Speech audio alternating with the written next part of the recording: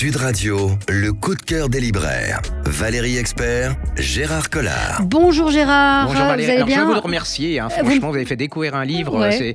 vous me l'aviez tellement bien vendu en off la semaine dernière que Oui. j'ai pas pu résister. C'est Au soir d'Alexandrie chez Actes Sud de... Ala El Aswani. Voilà, c'est celui qui avait fait Qui avait l'immeuble. l'immeuble Yacoubian Voilà. et qui avait écrit aussi vous pouvez Ouais. lire tous ses livres. Moi j'avais beaucoup aimé le précédent qui s'appelait J'ai couru vers le Nil, où il racontait à travers plusieurs personnages. Il y a toujours beaucoup de personnages dans ces livres, la révolution, le printemps arabe, la révolution en Égypte, et là c'est un livre. C'est à la fois nostalgique, c'est très très corrosif, c'est très très dur sur le régime de Nasser. Ouais. C'est vous pouvez aussi le raconter, hein. Il y a plusieurs personnages qui se retrouvent dans un café. Et on a vraiment l'impression d'être à Alexandrie, même si vous n'êtes jamais allé. Mais vous êtes au bord de cette corniche avec cette ambiance un petit peu. le vent, le soleil, les cigarettes, voilà. les gens ordinaires, les gens qui passent, le bruit, et puis il y a l'histoire qui les bouscule quelque part. Voilà. J'adore ce... Ils sont dans un bar privé, ils se retrouvent le soir, en fait, ils aiment cette ville, c'est leur point commun. Donc, c'est vrai qu'Alexandrie, c'est un des personnages. La ville est un des personnages. Et c'est difficile, encore une fois, d'en parler parce que il y a tellement de choses dans ce livre, tellement de personnages, mais il raconte l'absurdité d'un régime autoritaire, de ce à quoi sont prêts à faire certaines personnes, à trahir. C'est une écriture magnifique, c'est des personnages, vous n'avez pas envie de les quitter. Hein, Et puis c'est marrant parce que c'est un peu comme tout ce qu'on aime, c'est-à-dire c'est des gens ordinaires quelque part, mais qui ont une vie incroyable, c'est-à-dire intellectuellement et tout. Et puis il y a une sensualité, moi j'adore. C'est ce que vous dites, on y est. Hein. Je suis jamais allé à Alexandrie, mais là on y est. Mais c'est l'Alexandrie de la fin des années 50, donc il y a ce côté un peu désuet. Aujourd'hui ça a beaucoup changé. Moi j'y suis allée l'année dernière, c'est tout tombe en décrépitude, mais c'est évidemment toujours dans les romans d'El Aswani une critique du régime, de ces militaires, et puis la façon dont on peut être dévoué jusqu'à trahir ses amis à une cause. Vraiment, c'est vraiment un livre, et la couverture est magnifique. Au soir d'Alexandrie, c'est chez Actes Sud, et c'est extrêmement bien traduit par Gilles Gauthier. Vous avez raison de citer les traducteurs, Oui, Gilles. il faut, c'est vraiment... Je vous appelais Gilles. Gérard, c'est à force d'être avec Gilles. Pourtant, vous ne lui ressemblez pas. Ala El Aswani, Au soir d'Alexandrie, c'est vraiment... Moi, ça a été un de mes gros coups de cœur de cet été chez Actes Sud. Gérard, on va rester un peu dans le sud de la Méditerranée. C'est-à-dire, moi, j'ai adoré le Yasmina Khadra qui s'appelle Cure d'amande aux éditions Mialet Barreau. Ouais. Alors, c'est très controversé ce bouquin. J'ai des amis qui ont trouvé ça cuculapraline. Et moi, j'ai adoré parce qu'on retrouve... Alors, on est à Belleville dans les années 60. Alors, c'est pas le Belleville de maintenant où, vous savez, avec les bobos qui mangent taille, machin, qui vont au couscous tellement merveilleux pour pas cher et tout, avec leur vélo et leurs légumes, avec le gosse qui est devant devant leur vélo et qui manque de se faire écraser s'il y a une voiture qui s'arrête avant. Vous voyez, et puis où les prix sont... Non, là, c'est des vrais gens avec... Alors, c'est un peu dépaumé, hein. Ils sont à côté de la plaque. Ils ont pas de fric et tout. Et il y a Cœur d'amande. Alors, Cœur d'amande, c'est un petit jeune. Lui, il a été élevé par sa grand-mère. Et sa grand-mère, c'est on peut dire, elle est folle de livres. Elle lui parle de littérature, de choses comme ça. Mais le pauvre, c'est qu'elle a Alzheimer. Donc, elle essaye. Alors, l'appartement dans lequel ils sont, c'est des appartements comme Belleville dans le temps. C'est-à-dire que c'est un peu... C'est en décrépitude et tout. Mais voilà. Et il adore cette grand-mère. Il essaye il la soigne. Il faut voir comment... alors, c'est un petit peu un paumé aussi, il chaparde, il fait un petit escroquerie, et tout autour, vous baladez dans la rue, et là, ces bandes de potes, vous savez, c'est quand vous descendez dans la rue, qu'on disait « Bonjour, ça va, le Crotal? Oui, ça va. » Voilà, on a toute la bande, un peu ce qui se passe maintenant, mais au niveau communautaire, je pense à la Goutte d'Or, quand on voit les gens qui sont ensemble et qui se connaissent. Et là, il va tomber. Sa grand-mère, alors, il y a... Bon, c'est terrifiant parce que d'un côté, il y a un côté généreux comme ça, et puis d'un autre côté, il y a une famille bon chic, bon genre, bourgeoise qui veut récupérer l'appartement de la grand-mère et virer le gosse et la mettre dans un EHPAD. Il va se passer, je vous raconte pas l'histoire. Non, faut pas. Il va se sauver grâce à la littérature et à la générosité de ces gens. Et pourtant, ces gens, c'est des escrocs. Hein, on sait même pas si c'est quelque part, c'est pas des assassins ou ils trucident et c'est chaleureux, c'est généreux, c'est le contraire. Enfin, non, parce que le commun avec les vertueux, c'était le dernier bouquin qui était une énorme fresque, quelque chose d'impressionnant. Hein.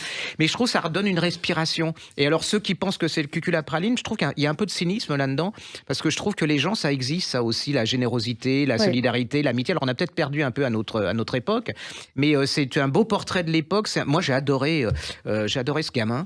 Et j'ai adoré la grand-mère aussi. Il a un vrai don de conteur, Yasmina Khadra. Je suis un peu incapable de dire ceux qui resteront dans 50 ans au niveau écrivain, mais moi je suis persuadé que cet homme, dans 50 ou 60 ans, on en parlera encore parce qu'il portraitise les gens de notre époque d'une manière tendre, pas cynique, vraie, sans... Voilà, il leur fait pas de cadeaux, mais il sait ce qui est bien. Franchement, allez-y. C'est un tout petit bouquin. Enfin, c'est pas très gros par rapport à l'autre. Et moi, j'ai passé un super bon moment en lisant ce bouquin. C'est tout ce qu'on... C'est tout ce qu'on attend d'un livre. Alors là aussi, je vais peut-être vous faire découvrir un livre. Je l'ai lu cet été. Ça s'appelle La Face Nord de Jean-Pierre Montal chez Séguier. C'est un petit bijou. Franchement, c'est un livre à part. C'est un livre dont on vous parlera peut-être pas forcément. Les critiques n'auront pas eu la curiosité d'aller voir. C'est un homme, déjà l'histoire de départ. Un homme rencontre une femme à la sortie d'une séance d'un film dans un cinéma du quartier latin, d'elle et lui, de Léo Maccaré. Et ils sont obsédés par ce film, et l'un et l'autre, ils se connaissent pas, mais ils se rencontrent, ils se regardent, et puis un jour, ils décident de se parler, parce que quand même, aller voir toutes les semaines le même film, c'est quand même compliqué. Et ils prennent un café ensemble. Alors, la particularité, c'est que cette femme, elle a 72 ans et que lui a 48 ans.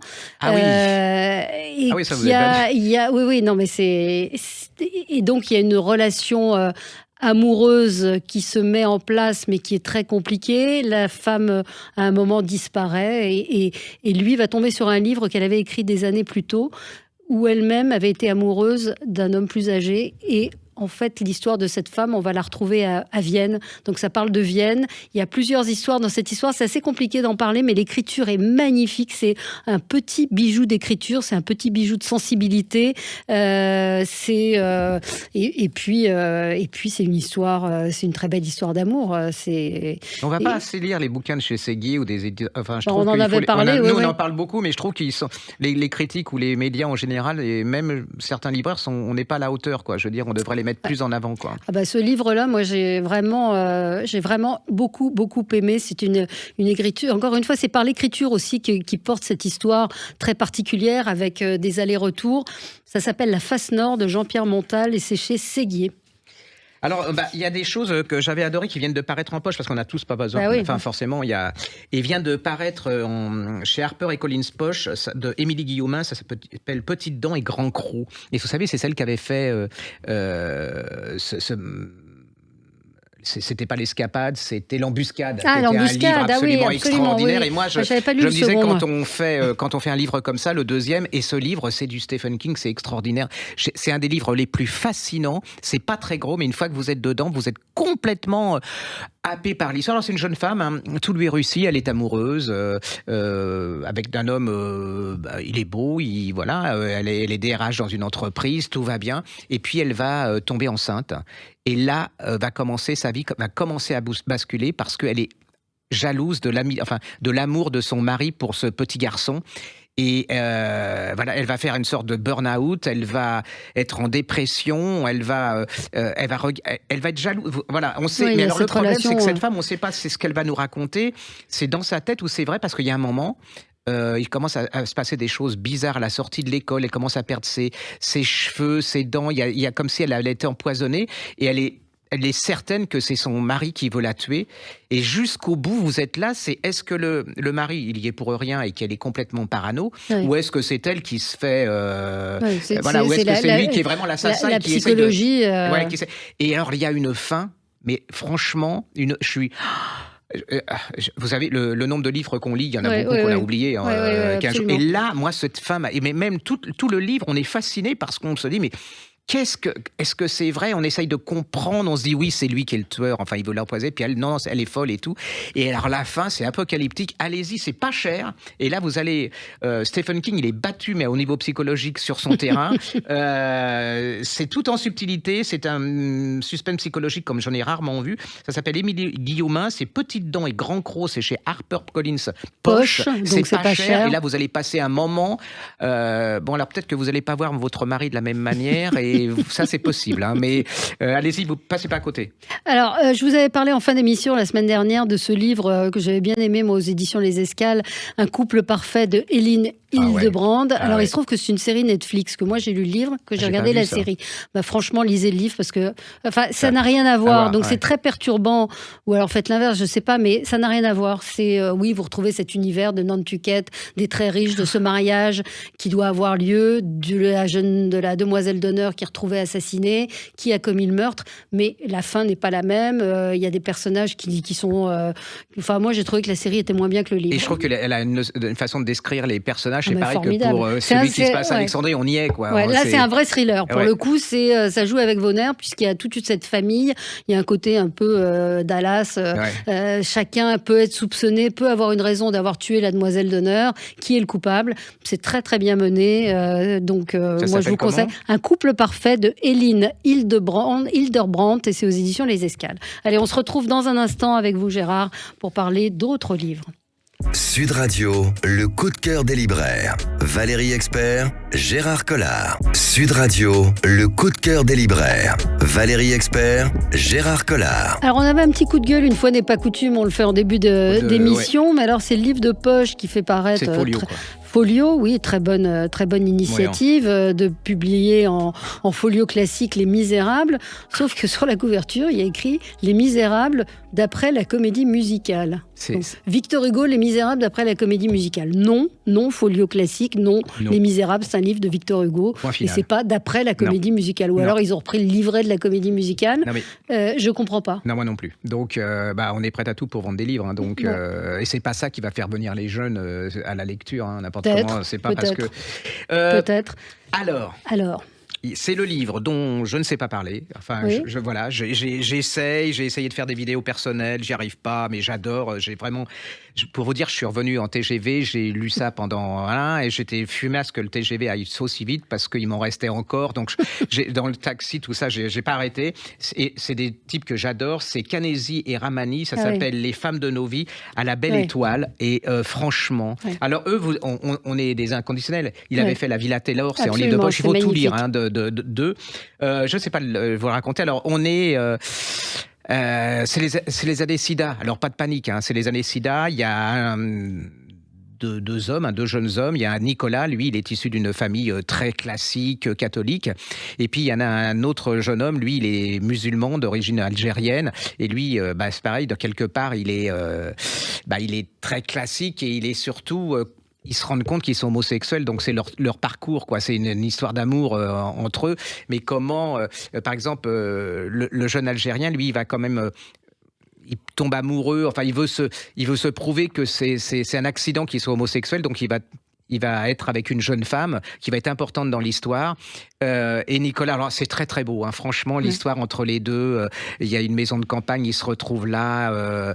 Et alors, Nicolas, lui, il est médecin, les deux sont médecins, il est paniqué d'attraper le virus et manque de peau, malgré tous ces trucs, il va attraper le virus. Et va mourir, hein, il va... Vous le dites tout de suite comme ça ? Vous le dites comme ça tout de suite ? Oui, parce qu'en fait, c'est dès les premières pages. Et l'autre, il est aussi désespéré. Mais les femmes de nos vies, c'est parce que... Celles qui ont compté, parce que là, je vous explique, il y a le jeune arabe français, musulman, classique. C'est important, hein, parce que c'est tout au niveau de la culture. Il a un accident de voiture et il est, pour ainsi dire, condamné. Et là, il y a la maman de Nicolas, le premier, qui est mort. Et il y a la maman algérienne. Ils vont se rencontrer parce qu'ils veulent sauver cet homme. Hein. Il est dans le coma et tout. Alors là, et ils vont organiser la rencontre. Et c'est les femmes de nos vies, en fait, c'est ça. C'est la maman française catho et la maman algérienne musulman comme la catho, très classique et tout. Et puis la jeune femme qui l'a aimé. Enfin, voilà, elle l'a profondément aimé. Lui, je pense aussi un peu. Et c'est la rencontre de ces trois femmes. Elles vont s'unir pour sauver cet homme, pour être autour, voilà. C'est irracontable parce qu'une fois que vous êtes dedans, vous êtes pris par les personnages. Et alors, ce dialogue entre les deux mères, c'est absolument époustouflant. C'est plein de tendresse, c'est pas neuneux, c'est voilà. Et puis, je vous dis pas la fin, mais il y a en plus, c'est tout le portrait des années SIDA. Enfin, ces gens qui se sentaient condamnés et tout. C'est merveilleux. Franchement, c'est des conteurs d'histoires comme vous aimez. Vous savez pas s'il va s'en tirer, s'il va pas s'en tirer. Puis il y a plein de secrets, vous allez découvrir au fur et à mesure de l'histoire, leur histoire personnelle, le rapport entre les deux. Je suis tombé, mais vraiment, je vous dis, je n'ai pas lâché d'un iota. Je ne sais même pas ce qui s'est passé entre Bordeaux et Paris, entre Paris et Saint-Maur-des-Fossés.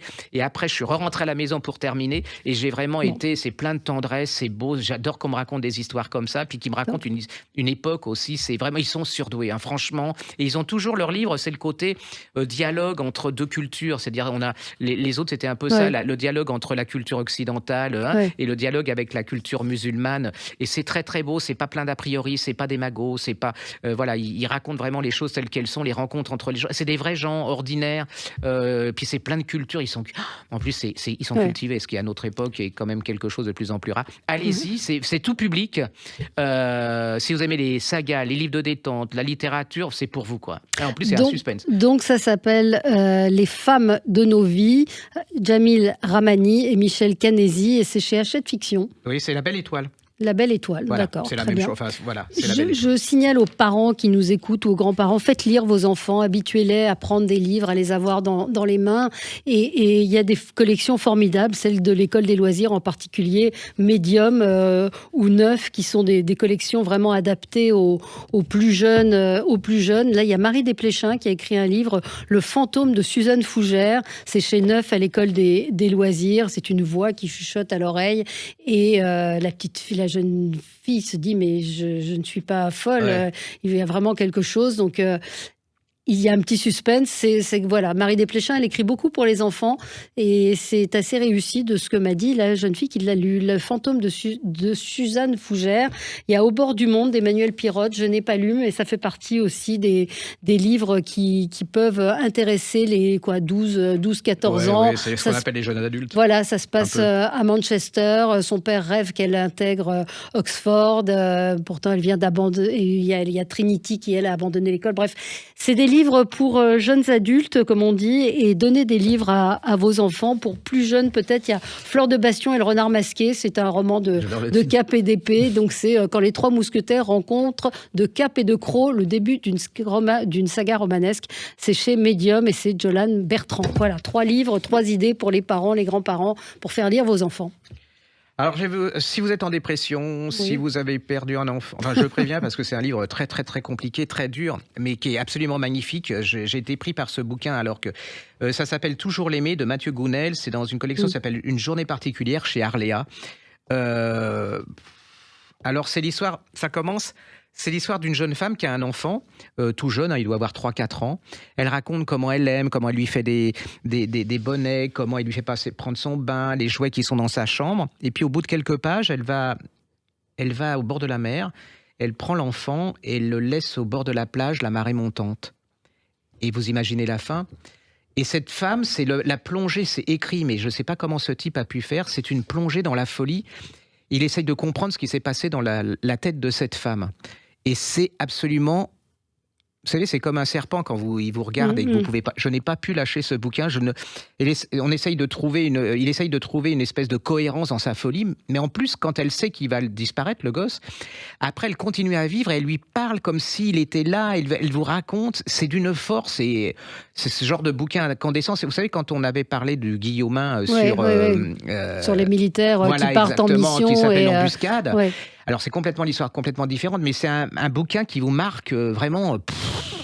Moi, j'en suis pas encore revenu. Et cette femme, je sais pas quoi en parler. C'est-à-dire qu'elle est complètement folle, mais dans sa folie, elle est cohérente. Et ce type a un talent, mais je sais pas, c'est combien...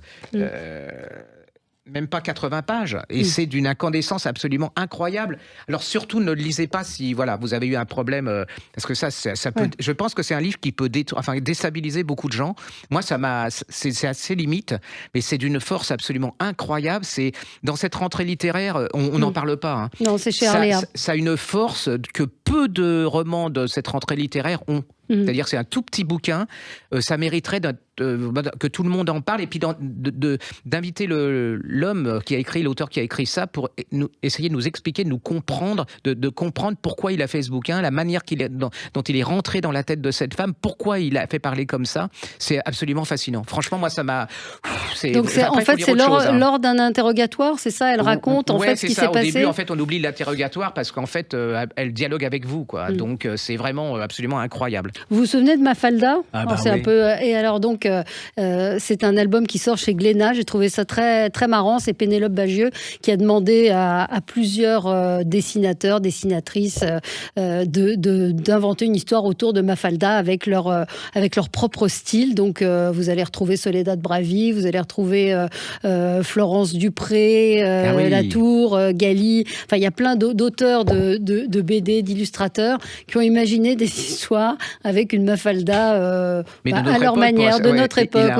Mafalda, mon héroïne, 13 autrices rendent hommage à l'œuvre de Quinault. Je ne sais pas si ça parle encore aux jeunes d'aujourd'hui. Si, oui. J'ai trouvé ça super. C'est des petites histoires. Là aussi, si vous n'avez pas, après avoir lu le livre de Gounel, pour vous remonter un peu le moral de Gounel, alors c'est ma première biographie non autorisée qu'on a fait paraître. Je ne leur avais pas demandé, mais ça s'appelle Stéphane Servant et Laetitia Lesseau. Ça s'appelle Chonchon, le fait cochon chez Didier. Je vous laisse regarder. En fait, c'est l'histoire d'un petit cochon. Et dans cette famille, ils sont maçons. Donc le père, il lui fait faire des stages pour apprendre les briques. Il en a absolument rien à faire des briques et tout. Lui, il va être une fée. Et alors, c'est pas possible. Et le père est assez gentil, donc il est admis à l'école des fées. Il va devenir les dessins sont les illustrations. C'est trop drôle. Ce petit cochon avec son tutu et son puis sa baguette et puis c'est absolument fabuleux. Pourquoi vous avez rêvé de devenir une fée? Oui, toujours. Mais je vous aide, donc après ça m'est arrêté. Mais ça m'a arrêté. Mais donc il va devenir une fée. Il va avoir son brevet de fée. Puis un jour, il rencontre le loup et le loup, il veut bouffer tout le monde. Et alors là, elle est devant le loup avec son truc là et sa baguette et ça marche pas. Mais comment? Il va se passer quelque chose, c'est que en fait, le loup, ils vont se parler et le loup, lui, il est comme elle, c'est-à-dire ou comme lui, c'est qu'il veut pas manger les gens, il veut avoir des amis, mais comme il les bouffe et que tout le monde a peur de lui, il n'a pas d'amis et là ils vont tomber. Regardez. Cette image est géniale où ils sont attablés où le loup lui dit mais moi non plus je veux pas manger le cochon. C'est génial. Alors en plus je déteste c'est rose, c'est gay, c'est drôle, c'est plein d'humour. Puis mine de rien, alors c'est pas woke, mais c'est sur la différence, c'est d'accepter. Voyez, on peut. Pas parce qu'on est loup qu'on doit manger les cochons. Exactement, quoi. Et c'est pas parce qu'on est garçon, on peut pas ne pas aimer les licornes et les fées, et c'est pas parce qu'on est une fille qu'on peut pas devenir pompier. Enfin, c'est des trucs. Et l'évolution, moi j'aime bien ce genre d'évolution sans tomber dans l'idéologie. C'est léger et c'est avec ce genre de livre tout en tendresse, en drôlerie que les gosses, ça les fait, et les parents, ça leur permet d'avoir une petite conversation. Et puis ça est mourir de rire. Enfin, Donc Chonchon. La Fée Cochon, c'est chez Didier Jeunesse, Stéphane Servant et Laetitia Lesseau. Je vous signale là aussi la Cucina Povera, l'art de bien manger en toute simplicité. Des très belles photos de Valérie Lhomme, c'est Laura Zavan et c'est de la cuisine italienne réconfortante. Ça vous aimez? Il n'y a pas trop de poisson là-dedans. Il y a des boulettes de riz frit. Il y a de la focaccia au fromage. Ça vous aimez pas le fromage? Mais c'est rien que de plonger dedans. Vous oubliez la pluie, vous oubliez le froid. Il y a la soupe aux haricots, je rêve de tester cette recette. C'est la Cucina Povera, donc l'art de bien manger en toute simplicité. Ce sont des aliments simples, sains, et c'est vrai que la cuisine italienne, elle est facile, elle est économique, c'est pas des produits qui coûtent très cher. Et c'est bon. Voilà, on a fini pour aujourd'hui. On a encore plein de choses à vous conseiller. Merci Gérard, à la semaine prochaine. Sud Radio, le coup de cœur des libraires. Valérie Expert, Gérard Collard.